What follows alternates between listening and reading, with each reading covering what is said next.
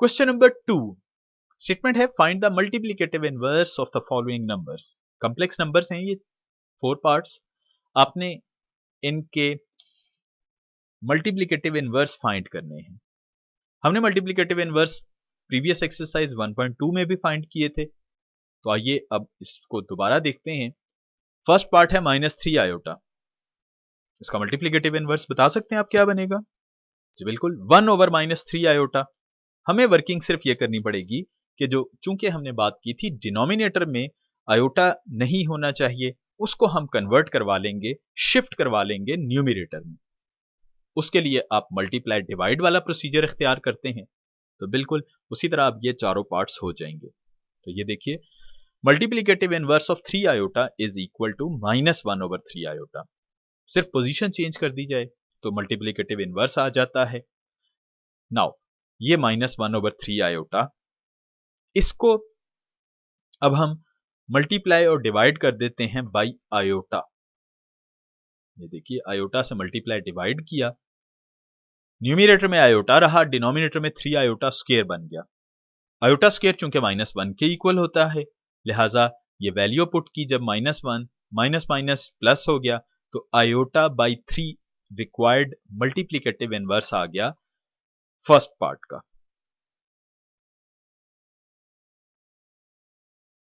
अब आप बिल्कुल इसी पैटर्न पर, चूंकि ये बिल्कुल इसी तरह के पार्ट्स, इसी तरह के क्वेश्चन हम प्रीवियस एक्सरसाइज में भी कर चुके हैं, तो आप अब जो इसके बाकी पार्ट्स हैं ये अब आप खुद से करेंगे। क्वेश्चन नंबर 2 का सेकंड पार्ट, थर्ड पार्ट और फोर्थ पार्ट बहुत इजीली, ये देखिए 1 - 2 आयोटा है। सेकंड पार्ट में अगर बात की जाए तो 1/1 - 2 आयोटा मल्टीप्लिकेटिव इनवर्स हो जाएगा।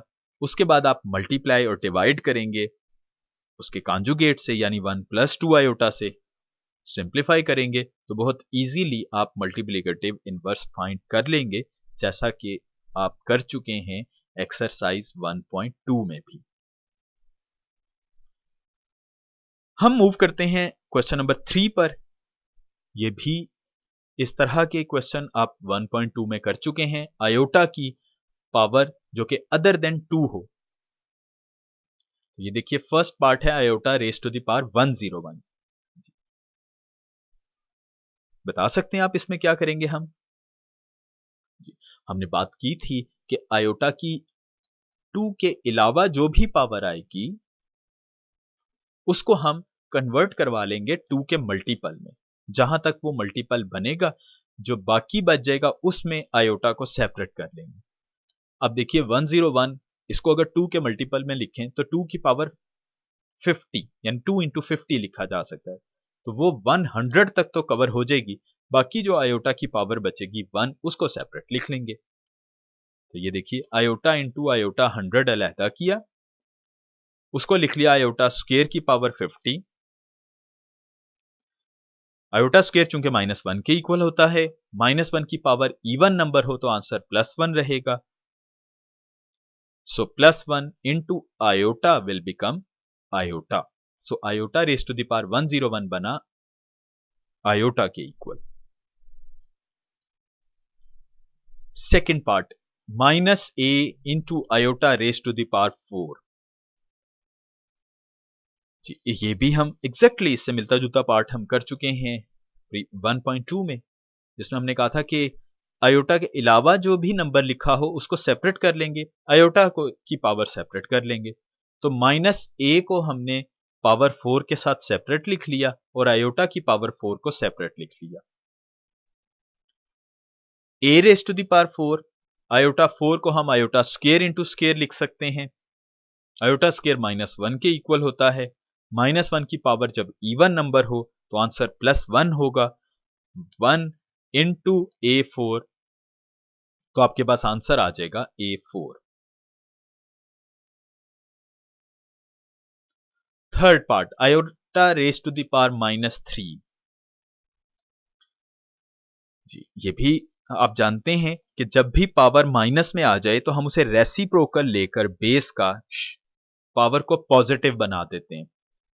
तो इस तरह हमने 1/आयोटा क्यूब में लिखा और आयोटा क्यूब को हमने साथ ही 1/आयोटा इंटू आयोटा स्क्वायर लिख दिया। आयोटा स्क्वायर चूंकि -1 के इक्वल होता है, -1 को आयोटा से मल्टीप्लाई किया तो we have 1 over minus iota. इसके बाद हमने आयोटा चूंकि डिनोमिनेटर में आ गया है, मल्टीप्लाई और डिवाइड कर लिया। अब डिनोमिनेटर में आयोटा स्क्वायर बना, आयोटा स्क्वायर -1 के इक्वल होता है, तो -1 into -1 will become +1, so we have finalised answer which is equal to iota. अब लास्ट पार्ट रह गया है iota raise to the power -10, वो बिल्कुल इसी तरह से आप खुद से कर लेंगे।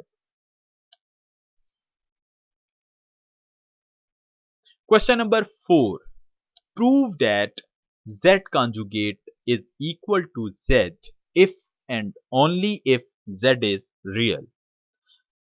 प्रूव ये करना है हमने कि अगर z कॉन्जुगेट z के इक्वल है तो वो तभी होगा जब z रियल होगा, यानी z एक कॉम्प्लेक्स नंबर है, उसमें सिर्फ रियल पार्ट होगा तो कॉन्जुगेट और कॉम्प्लेक्स नंबर ये इक्वल होंगे, और अगर कॉन्जुगेट और कॉम्प्लेक्स नंबर इक्वल हैं तो z must be real number, यानी z में इमेजिनरी पार्ट नहीं आ रहा होगा।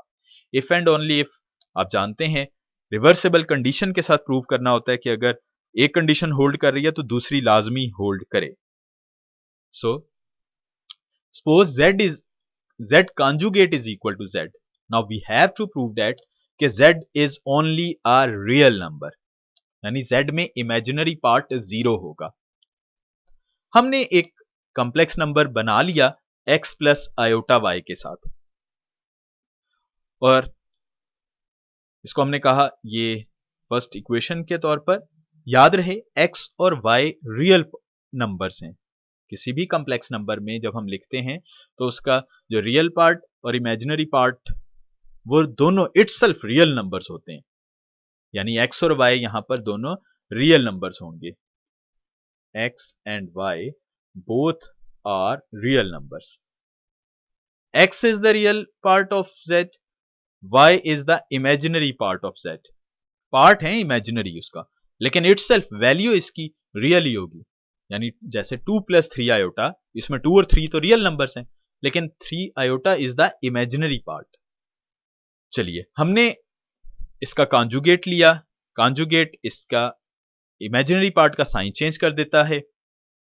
सपोज किया हुआ है कि रियल कॉन्जुगेट और जो कॉम्प्लेक्स नंबर हैं ये दोनों इक्वल हैं, तो इसका मतलब हुआ ये गिवन है z conjugate is equal to z, then x minus iota y equal होगा x प्लस आयोटा y के, और यहां से माइनस y आयोटा एक तरफ आकर प्लस हो जाएगा, ये x इधर आकर माइनस होगा तो x माइनस x कैंसल हो जाएगा, ये x और x minus y iota right side पर आकर ऐड हुआ तो 2y iota is equal to 0। अब देखिए 2 इंटू वाई इंटू आयोटा, ये तीन चीजें मिलकर मल्टीप्लाई हो रही हैं और आंसर दे रही हैं 0। 2 0 हो नहीं सकता, आयोटा 0 नहीं हो सकता क्योंकि आयोटा तो -1 के स्क्वायर रूट के इक्वल होता है। इसका मतलब होगा कि सिर्फ y पर पॉसिबिलिटी है कि वही 0 हो। This implies that y is equal to 0, because ना तो 2 0 के इक्वल होता है ना आयोटा 0 के इक्वल होता है। लेकिन हम जानते हैं कि अगर product of some numbers equal to 0 हो तो उसमें या तो कोई एक पार्ट 0 हो सकता है या दूसरा पार्ट 0 होगा। तो 2 y एंड आयोटा इन तीनों में से कोई एक 0 है जिसकी वजह से मल्टीप्लाई होकर आंसर 0 आ रहा है। अब ना तो ये 0 हो सकता है 2 ना iota, so only possible situation is कि y 0 के इक्वल हो, और अगर y 0 हो गया तो इसका मतलब हुआ इसको 1 में अगर पुट करें तो z is only x plus 0 iota which is x। अब इसमें रियल पार्ट 0 हो गया, तो रियल पार्ट अगर इमेजिनरी पार्ट अगर 0 हो जाए तो हमारे पास सिर्फ रियल पार्ट ही बचता है, लिहाजा हम कह सकते हैं कि z इज रियल ओनली। तो हमने एक साइड लेकर पहले एक कंडीशन सपोज करते हुए दूसरी साइड प्रूव कर दी। कन्वर्सली अब हम सपोज करते हैं कि z रियल है, तो प्रूव करना पड़ेगा कि z कॉन्जुगेट और z इक्वल हो।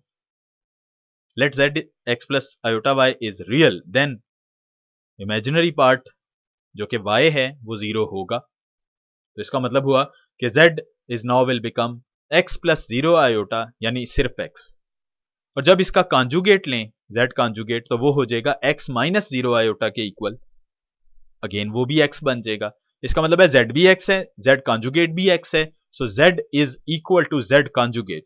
और यही हमने प्रूव करना था कि अगर z सिर्फ रियल पार्ट कंटेन कर रहा है तो z और z कॉन्जुगेट इक्वल होने चाहिए, hence z is equal to z conjugate.